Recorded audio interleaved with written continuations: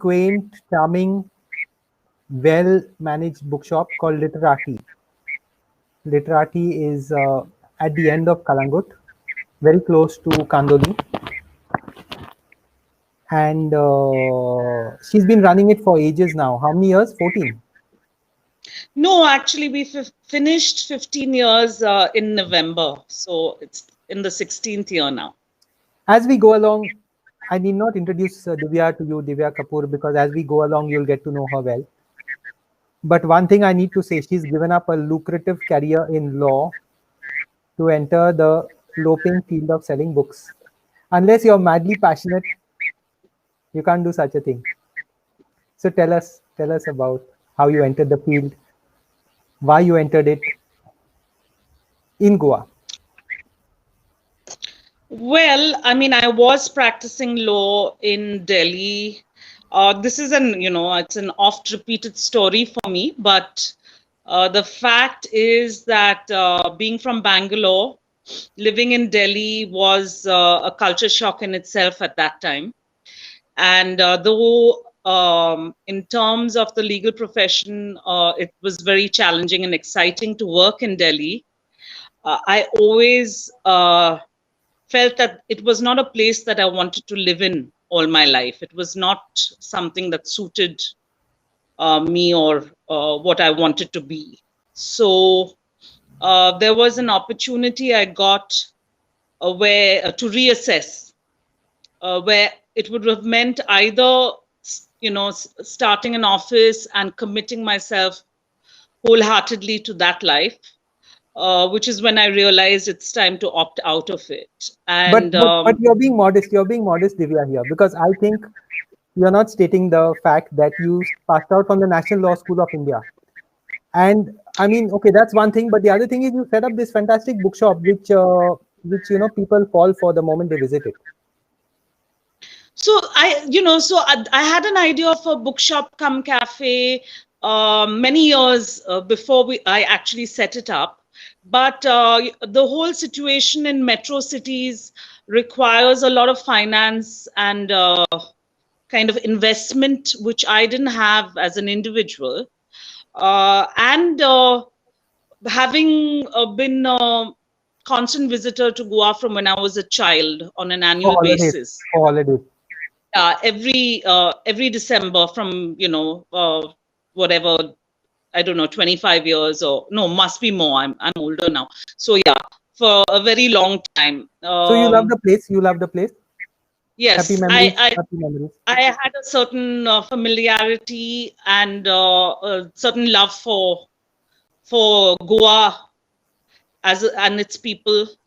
I felt a certain comfort level, which I don't think I would have anywhere else except my birthplace, maybe. And maybe Bombay, which is, really, or was really a cosmopolitan place. But I was looking for an alternative lifestyle in any case. I didn't want to be in a metro city. I know you're not the one. You're not the one who will boast about your own achievements. So I have to put it on the table here. You were rated number one of the must-visit bookshops in India outside of Delhi by Times of India, right? Yeah, that was some time ago. But still, the magic of putting together a bookshop, how does that come about? It's been great fun from setting it up. I mean, finding a place was the most difficult thing, actually, because, and this also I've said in, I think, quite a few times, I was neither white nor was I Goan. So at that time, I was very much nor was I a business person. I was kind of an unwanted person to rent to. Right. And it, so things evolved from that. It took me a year and a half really to find a place to set it up. And it's with the help and support of friends that I could do it. And literally, I mean, from the 10 days, once the place was ready, I think at least 6 of my friends, if not more, came in, flew in from different cities or drove in and helped me set up everything from, the inventory to the whatever furniture, the cafe, and it was very much a collaborative and fun, exciting kind of thing at that point. Because I think also a lot of people have aspirations of changing what their current life is in terms of career as well as living. And fortunately, I have like great friends who help me set this up. Of course, I've been a great fan of your bookshop, you know that, because of its ambience, because of the books it holds, because of the second-hand books, because of the antiquarian books, and because of the welcoming atmosphere overall, besides the cafe and things like that there. But the welcoming atmosphere that you managed to keep going. But along the way, you know, we've spoken about this many times, not on the record. But running a bookshop in Goa is quite a tough job in that sense. Running a bookshop anywhere today is a tough job, anywhere in India, anywhere in the world. What are the Yes. problem areas? So there are multiple problems, and some of them are very basic. Until they're addressed, this is going to be a constant struggle, and independent bookstores are going to keep shutting down. There's no doubt about it. The first problem is, and this, I mean, I always wonder, they probably dislike me a lot for saying it, but with the publishers and distributors, sourcing books is extremely difficult. I mean, it doesn't make logical sense, but that's the ground reality. Once you've managed to source the books, your terms from publishers and distributors are extremely unfair because they do not give you the same terms as they give other sellers, including, online big monopolies. The third thing is there's often things like dumping that are resorted to, which a small independent bookstore really cannot deal with. But Because of space and many other factors. plus, if I do not have the audience for certain books, just because you send me 10 copies of it, I'm not going to. We can now become like what we consider quite tough, and we send them back. But that involves expense. Right. And that means that there's an invoicing that happens. All these things which are completely avoidable and completely unnecessary. I do believe that the whole publishing distribution system in India specifically, I do not know exactly how it works in other parts of the world, but I do believe in India, the whole thing needs restructuring if it's going to work. Because right It's quite now, broken, yeah. it's very broken. It's very broken, and we unfortunately have to bear the brunt of that, because it's difficult to explain to a customer why it would take 6 weeks to source a book, even when you're contacting the publisher, and it doesn't seem to be improving. Unfortunately, the pandemic has only made it more difficult, because the publishers themselves and the distributors themselves, I think, have now limited their inventories, etc. So they literally, on an order, will then source it themselves from their parent company. I see. Which is like 6 weeks. It's an imported price. It should be the Indian price. Things like this. So it's only because of passionate book lovers and independent bookstore supporters that we survive. Plus our own passion, of course, and the life it gives. And I mean, I have to say. I know that you have set up recently a network of independent booksellers, 6 or 7, and out of which 2 are from Goa. Quite a good fact. What is the case for independent booksellers? Why are independents so important in the field? So it's like this. If you want to discover books, if you want to find new authors, new genres, really you're not going to do it online. Online is for, where you know that I need Croson 500 mg, one strip. So I go on and I find who's selling Croson 500 mg either with the quickest delivery or the cheapest price, depending on, or then I go for someone who I'm sure that the product will be genuine, whatever. But it's that kind of thing is online buying. People are not really browsing as such. For that whole experience, you need to go to a bookstore. And an independent bookstore has the advantage that it not only has a curated selection of books, you should generally find book lovers who are working there, who are manning the bookstore. You can have conversations about books. You know, there are events in relation to books, not for not from the PR point of view. It's from the point of view of introducing people to new thoughts, new imaginations, new worlds, things that you may not come across otherwise. And even the exchange, I think, for us, from the bookshop point of view, for people who walk in and actually talk to us about books, tell us what, oh, this would be interesting for you to have, etc. That's also how you end up curating a selection. It's not the airport bookshop where you have good pulp fiction mostly that you would like to buy because you want a easy, quick read, etc. It's not like that. This is it's great fun. I think independent bookshops are actually great fun because you can discover new worlds. Divya, the numbers are an issue, particularly in a place like Goa where we have small numbers. So in that sense, what is the way out for an independent bookshop to make itself viable? You all have a cafe, of course.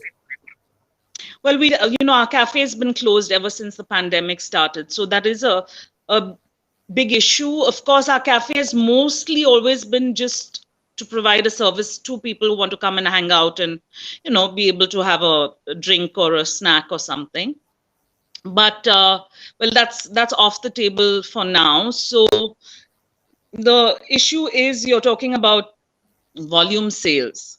But you see, I think it's about rethinking the whole process.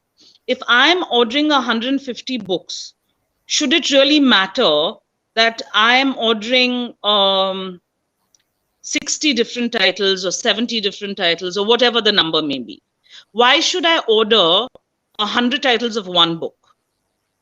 I'm actually I'm giving a display or an exposure to a much larger inventory in that sense. It's not about volume sales, and it shouldn't be about volume sales. Right, I get your point. It's the wrong way to approach it, and this has only started with all these online warehouses which just buy in bulk. There were no doubt there were some big chain stores which probably bought in bulk, which preceded the online stores. But as you've seen that over the last 10 years,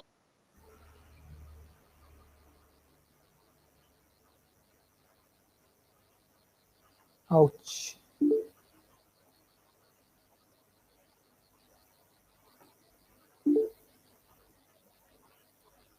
Can you see me? Sorry. Yes, now, sorry. Small glitch. You're back. Carry on. Digital India. Okay. Yeah. I lost my train of thought for a second. There were some bookshops which were doing it before the major chain stores preceded the online thing, and most of them, even Borders, I think in the US has shut down. I think so.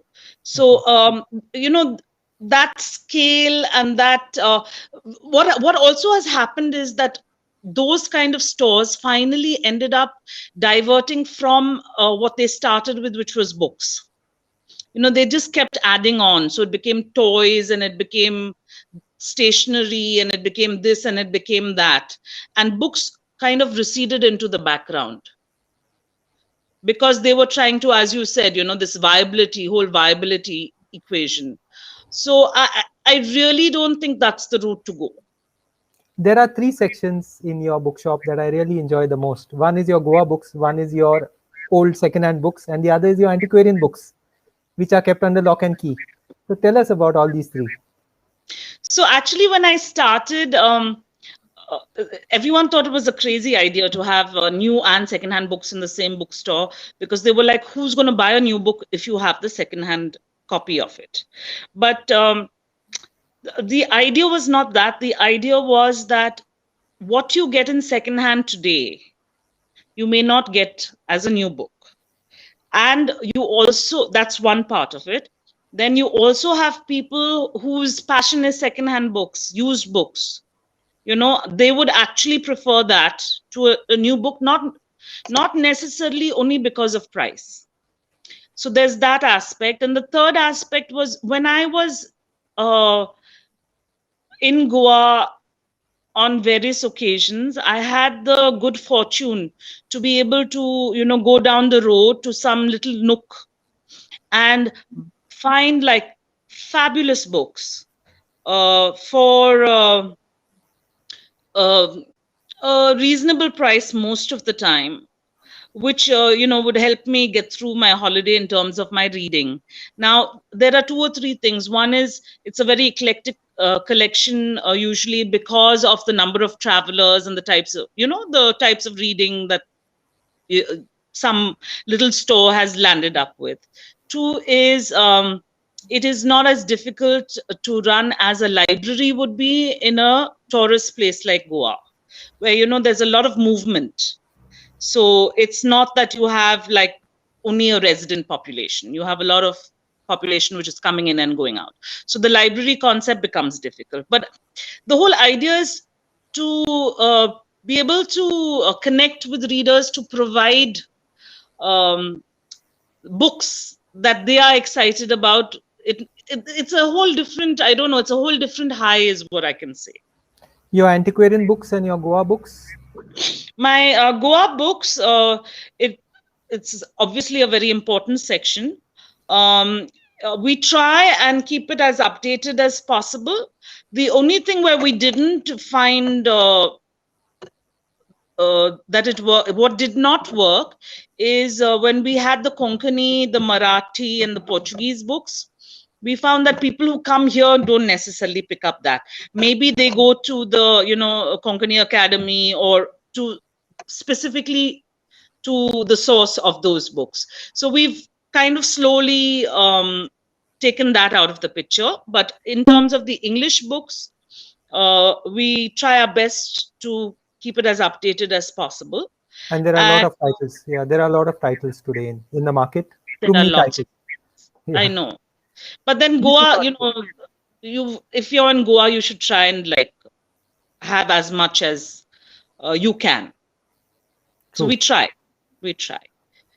The antiquarian book section is a little bit of a fluke situation, because it was while the second-hand book section, you know, was going on, and then suddenly somebody would be emptying their house of books from 100 years ago or something, and we realized that like this is precious and needs to be treated differently, even if it's not you know, many in number, or it may be quite obscure sometimes, the titles, but you know, you never know. There's takers for all kinds of books. So you go online and you check the prices for these books, and and then we try and rationalize it, because the online prices are not necessarily something which would work here, or which I think is fair. Then I should put them on those type of sites, you know, where they demand exorbitant. I mean, we do have like some whatever 1899 book or something, which then I would price at a higher level, but not as high as an international antiquarian book site or bookshop. Diviya, what were the toughest times you faced as a bookshop? You know, it's as I say, it's a year-to-year thing of seeing if we can survive that year, and depending on the challenges that are thrown. Some years are easier, some are tougher.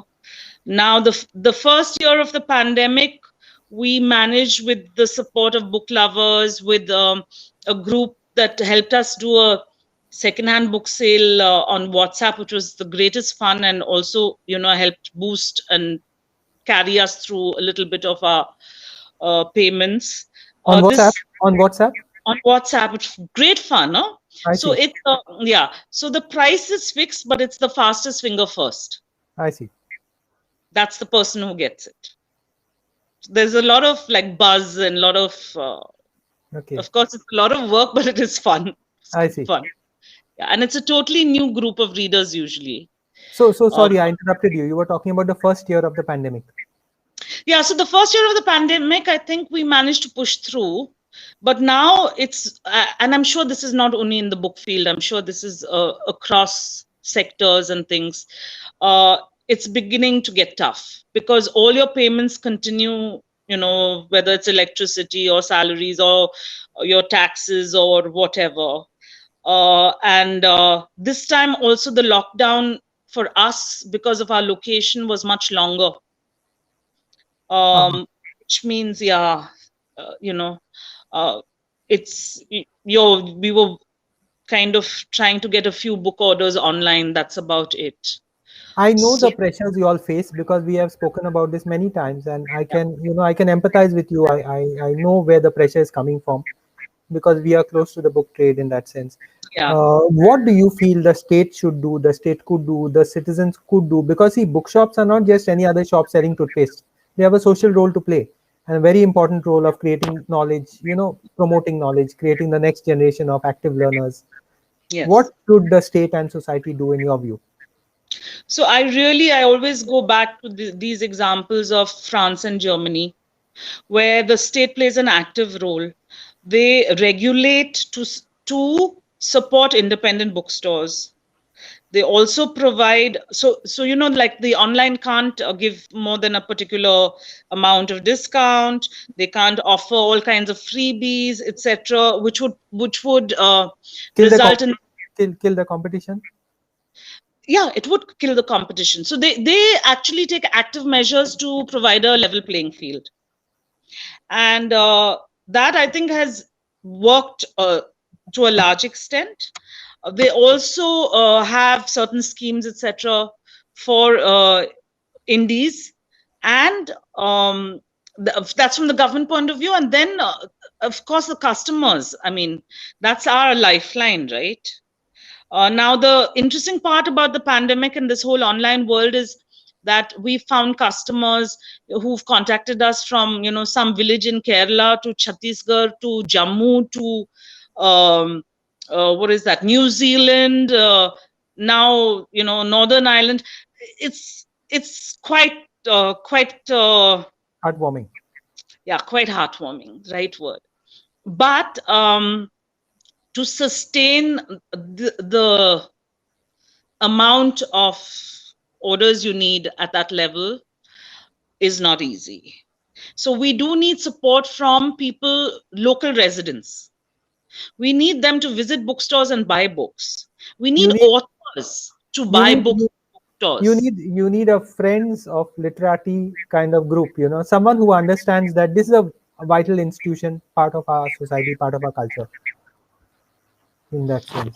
That's true, but the thing is, okay, we are a little technologically challenged, so our whatever social media presence is not the most jazzy, and we find that, I mean, there's a lot of talk, but the inconvenience or the effort required to make that trip. Actually, now we even send the books. If somebody asks us, we just send it by a post.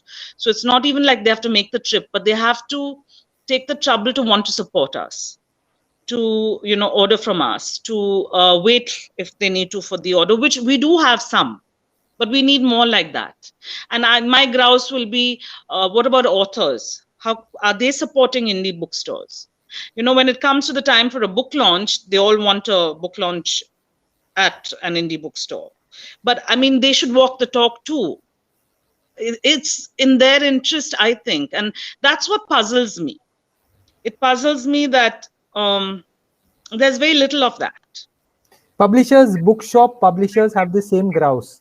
So they would say things like, when you want to publish a book, you come to us. But when you want to buy a book, you go to some big bookshop because of the ease of convenience, because you don't have parking trouble, whatever. But I think your point is very valid. Your point is very valid. Yeah, I mean, it has to be seen as a, a collaborative and self-sustaining ecosystem, as it were. One can't survive without the A other. social good, if you want to put it that way. It's like a social good, which is so essential for our ecosystem to carry on in that Absolutely. sense. And for the community, I think it's very important. It Yeah. is, um, I read something very interesting in the last couple of days. I'm not sure where somebody's posted asking that libraries, for example, be open like through the night, as in why when someone wants to go out in the evening, does it have to be only to a bar or a restaurant? What if libraries were open and were an option of a place which would be a social thing also? And I thought that was quite interesting. I know there's that book on the world's best bookstores. In that, there's a bookstore in China which is open through the night. I see. It's quite fascinating. And I think that, yeah, why do we look at box all these things? Actually, there are many people who may not want to go to a bar or a restaurant necessarily, who may want to come and chill at a bookstore or library or something which is a little different. Divya, from what you were saying and from what I said, two ideas struck me. Maybe we make use of this forum to ask anyone who's willing to volunteer for two things. One is to youngsters who can help, bookshops, small bookshops, indies, to become more tech savvy in that sense, in whatever way. And the second thing is, maybe I think all these institutions which have a social good need a friends network around them, because you're not doing it only for money, okay? And if you're not there, all of us lose. That is something, a recognition which we need to come towards in that sense. So anyway, I don't know if anyone would pick up this idea and run with it, but we can always try planting it. Sure, Uh, nice idea. Maybe we maybe, should share friends of literati. I maybe. I feel it awkward. I mean, it's difficult to be pushy in the book selling business, as it were, because uh, by nature of it, No, you say shouldn't. I think we get all caught up with this issue of a for profit and a business and no, and every business has its non-profit side to it. Yes, And bookshops, I think, have a huge non-profit side to them, because the benefit you get from a bookshop cannot be judged in money alone. So I pay 500 rupees for a book. That doesn't mean say I take 500 rupees worth of value home. When I exactly. come to your second-hand bookshops and I bookshop and I pick up books for 30, 20 rupees, and 10 kids read it after us, Mhm. it means it has a huge kind of multiplier, which somehow will never figure in the world of economics and things like that. So we should highlight these aspects of bookshops, just so Yes, that we can come out of this confusion and make sure that they survive, because everyone dying is so sad. No, one bookshop dying is like a loss of yes, accuracy in that sense. I agree. And actually, in a sense, for us, it's a challenge. It's like, let's figure out how we're going to beat this new kind of impediment, because it's like, how long can you survive it, since clearly, I mean, we're not in it to make money, but we need to pay our bills. So it's this constant kind of thing. But yeah, I really feel like I take it on as a challenge. Like, let's see how long I can push it or manage it, but it shouldn't be that's the only thing. So would you like to end on a positive note, something that I've not asked or something that needs to be said? So you have mentioned the Independent Bookstore Association, which started with six of us, of whom two of us are in Goa. But we've actually, that number has increased to about, I think, 14 or so.